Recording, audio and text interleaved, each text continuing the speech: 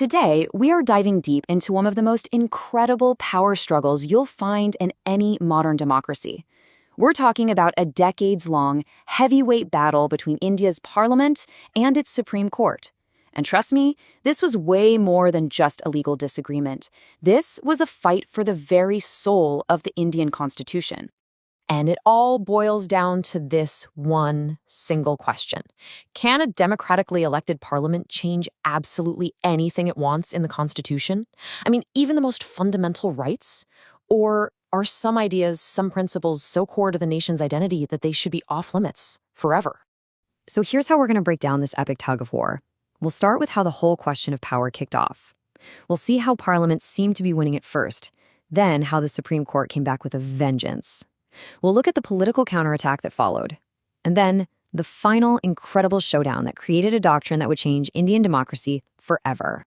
Okay, so right after India's constitution came into being in 1950, this massive question mark appeared. Everyone agreed, sure, Parliament can amend the Constitution, but how far could they go? Specifically, could they mess with the fundamental rights that were guaranteed to every single citizen? And this is where we get to the heart of the legal puzzle. See, the Constitution's Article 13 says any law that violates fundamental rights is void. The key question was, well, is a constitutional amendment a law? Parliament's argument was, no way. This isn't some ordinary law. This is us using our ultimate power to remake the Constitution itself. It's totally immune from you judges. And that distinction, that became the battleground. Now, in the first few rounds of this fight, you might be surprised to hear who the Supreme Court sided with. They actually sided with Parliament. The courts essentially gave the lawmakers a green light, saying, yep, you have the power to amend whatever you want. And that included fundamental rights. And you can see this pretty clearly in the early cases. In 1951, in the Shankari Prasad case, the court said Parliament can amend fundamental rights. They said it again in 1965 in the Sajan Singh case. So for almost 20 years, it really looked like parliamentary supremacy was the final word. But then, in 1967, the ground just completely shifted. And that shift came with a bang in 1967. In a landmark case called I.C. Golaknath. This is where the Supreme Court decided to reverse its position. And I mean dramatically. It was like they grabbed their end of that constitutional rope and pulled it back with all their might, putting a hard stop to Parliament's free reign. And the court did not mince words. It declared that fundamental rights were transcendental, basically sacred, beyond the reach of any parliament. For the very first time, the court ruled that, yes, a constitutional amendment is a law under Article 13, which means it cannot take away fundamental freedoms.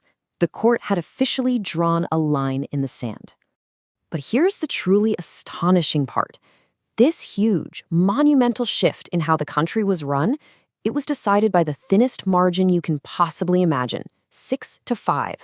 A single vote on an 11-judge bench literally changed the course of Indian history.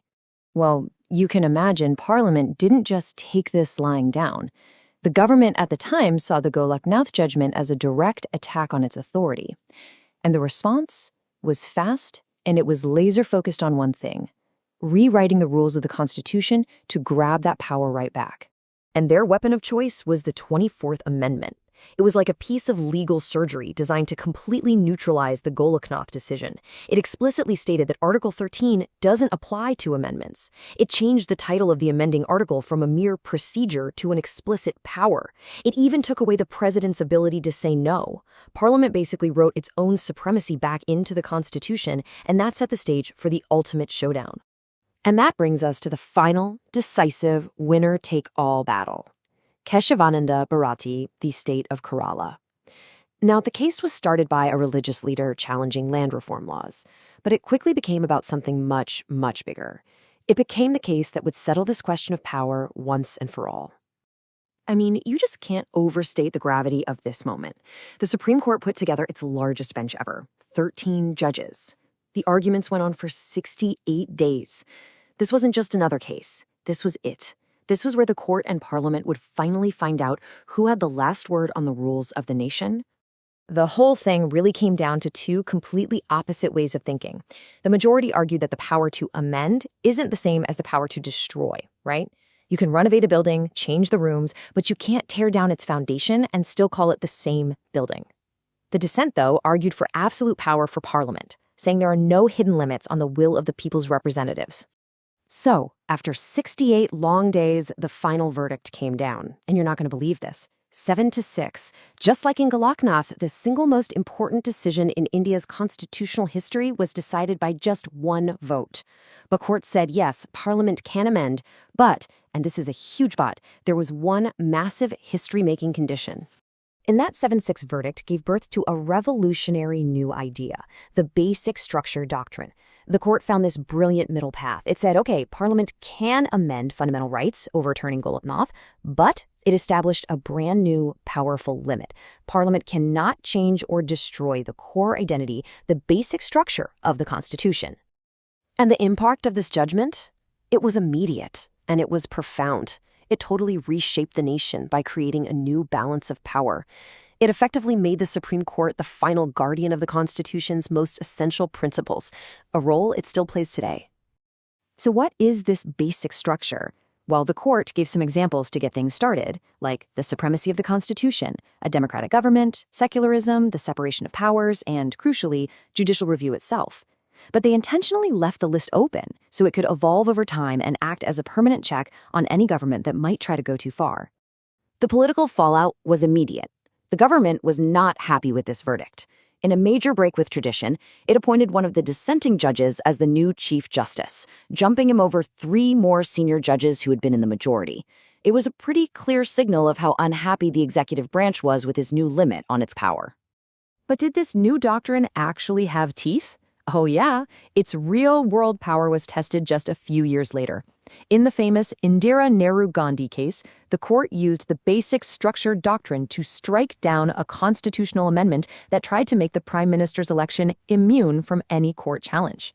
That proved this was a real shield for democracy, not just some abstract legal idea. And so, this entire epic struggle brings us right back to that fundamental question. The Kesavananda case gave India its answer, creating a really unique balance of power. But that tension is still at the heart of democracies everywhere. Who really gets the final say? The people we elect or the judges who are sworn to protect the rules?